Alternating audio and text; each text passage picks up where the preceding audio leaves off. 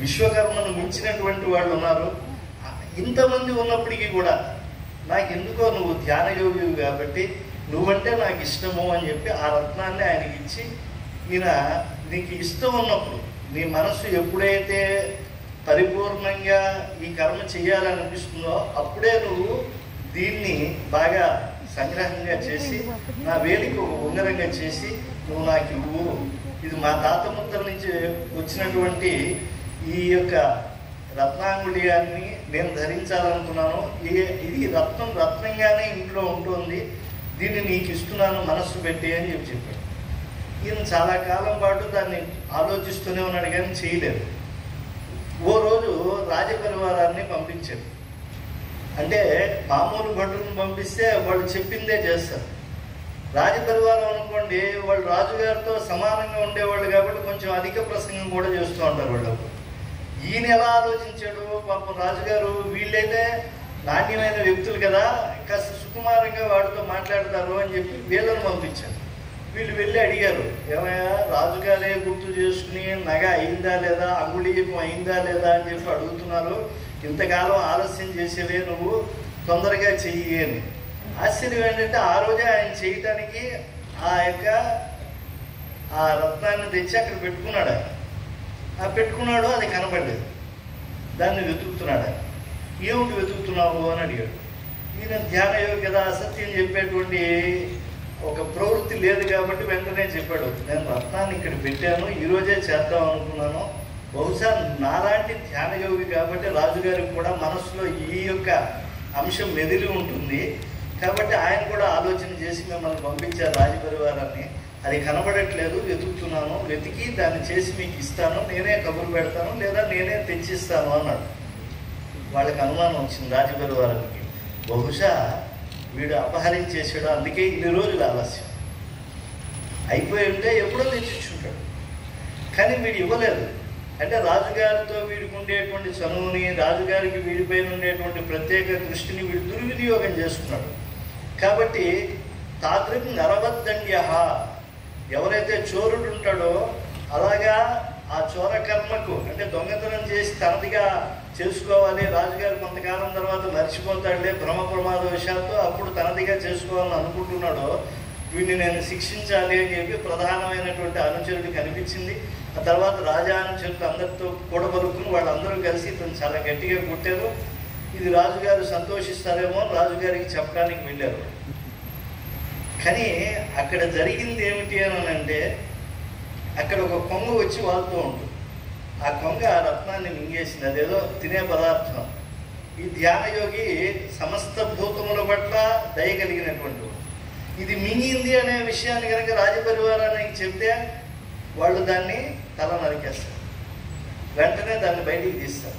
అదే తనలో రాజుగారు ఎంపిక చేసినటువంటి ఆ గొప్ప కార్మికుడిని కాబట్టి, రత్నాంగుళీయకము చేయగలిగినటువంటి వాడిని కాబట్టి నన్ను కొడతారు తప్పించి చంపరు వీళ్ళు అని చెప్పి తక్షణంలో ఆయన ధ్యానయోగి ఆలోచించి వెంటనే ఆయన ఏం చేశాడు, నన్ను కొడతారు, దాన్ని అయితే చంపుతారు కాబట్టి అది బతకాలి, సాటి ప్రాణి బతకాలి, అది కొంతసేపు తర్వాత అది వదిలేస్తుంది. అది ఉత్తరాషాఢ కావచ్చు, దక్షిణాషాఢ కావచ్చు, ఏదైనా కావచ్చు, ఎలాగోలాగా బయటకు వస్తుంది. అప్పుడు శుభ్రం చేసి మనం ఆభరణం తయారు చేయొచ్చు అని చెప్పి నిర్ణయించుకున్నాడు.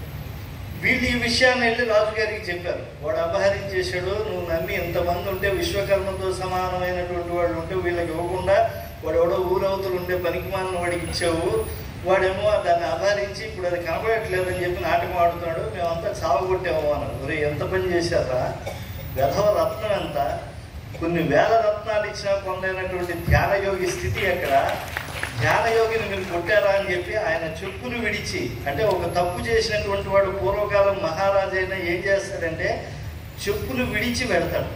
అలా ఎండలో గ్రీష్మకాలపు కీలలు కమ్మేటువంటి వేళలో చెప్పులు లేకుండా రాజమందిరాన్ని నుంచి వాడు ఉండేటువంటి ఆ కార్మికులు ఉండేటువంటి ఇంటి వరకు కూడా పాదచారి అయి వెళ్ళి లోపలికి వెళ్ళేప్పటికీ, రాజా ఇదిగో నీ ఉంగరం సిద్ధమైంది అని ఆయన గ్రహించాడు. అక్కడ చచ్చిపడి ఉన్నటువంటి అక్కడ ధీమాగా ఉండేటువంటి కొంగ, అది కక్కినటువంటి ఆ యొక్క రసము రాజుగారికి చాలా సూక్ష్మ దృష్టి ఉంటుంది కదా, క్షణకాలంలో గ్రహించాడు. ఏమయ్యా నా భటులు కొట్టేటప్పుడు ఆ కొమ్మ మింగింది అని చెప్పచ్చు కదా. అయ్యా ఒక ప్రాణికి నేను హాని చేయాలి అని అనుకుంటే నేను ధ్యానయోగిని ఎందుకు అవుతాను? ఇన్ని వేల మంది ఉంటే నన్ను నువ్వు గుర్తుపట్టేటువంటి స్థాయికి నేను ఎలా వచ్చి ఉంటాను? కాబట్టి ఒక ప్రాణిని హింసించకూడదు అని కానీ, ఒక ప్రాణిని మాట చేత కష్టపెట్టకూడదని కానీ, మనం ఏది మనకి ప్రతికూలంగా ఉంటాయో అవి ఏవి కూడా ఇతరుల పట్ల ఆచరించకూడదు అనేటువంటి సంస్కారం నాకు ఎలా వస్తుంది అని చెప్పి ఆయన మాట్లాడితే, ధ్యాన యోగుల యొక్క స్థితి ఇలా ఉంటుంది అని చెప్పి చెప్పకుండా కథను అప్పటికే గౌతమ బుద్ధుడు ముందు చేస్తాడు ఆ జాతక రత్నాలు. కాబట్టి ధ్యాన యోగుల యొక్క జీవితంలో వచ్చేటువంటి అనుభవాలన్నీ కూడా వేద ఋషుల యొక్క దివ్యానుభూతులే ఇక్కడికి వస్తూ ఉన్నాయి. ఈ యొక్క ధ్యాన యోగానికి తొలిమంటే శ్వాస మీద ధ్యాస. చిత్తవృత్తి నిరోధం అనేటువంటిది చెప్పు ఉండొచ్చు, కానీ చిత్తవృత్తి నిరోధం అనేటువంటి స్థితి రావాలి అంటే తొలిమెట్టేది శ్వాస మీద ధ్యాస ఉంచు. క్రమంగా మనస్సు వాక్కు కర్మల ద్వారా వచ్చేటువంటి పరిణతిని మనం గుర్తించగలగటం. మనం ఎప్పుడైతే మనం గమనించుకున్నామో పక్క వాళ్ళ యొక్క ఔచితీవంతమైనటువంటి ప్రవర్తనను కూడా గుర్తించే సంస్కారం వస్తుంది. కనుక ఇటువంటి సంస్కారం రావడానికి బీజభూతమైనటువంటి ఆ యొక్క దివ్యమైనటువంటి శ్వాస మీద ధ్యాస అనేటువంటి ఒక సంస్కార దీపాన్ని ఈ తిరుపతి పట్టణానికి అనుగ్రహించినటువంటి బ్రహ్మర్షి సుభాష్ పత్రిజీ గారికి, అలాగే దాన్ని కొనసాగించేటువంటి దీక్ష అంటే ఒకళ్ళు ఇచ్చి వెళ్ళవచ్చు సంపదని, ఆ సంపదను రక్షించేటువంటి వాడు కూడా సంపదను ఇచ్చినటువంటి వాడితో సమానమైనటువంటి వాడు. కంచి రఘురామ గారు కూడా నా దృష్టిలో పత్రి గారి యొక్క ప్రతిరూపం. ఆయన కూడా సంచార దీపశిఖ, ధ్యాన జ్యోతి శిఖ. అటువంటి వారికి శుభాభినందనలు. మరి వారు ఒక్కసారి కార్డు పంపిస్తేనో మరి ఒక సందేశం ఇస్తేనో ఇంతమంది ఇన్ని పనులు మానుకుని ఇక్కడికి వస్తూ ఉన్నారు. ఎంత సంస్కారవంతమైనటువంటి వ్యక్తులు ఇక్కడ ఉన్నారు.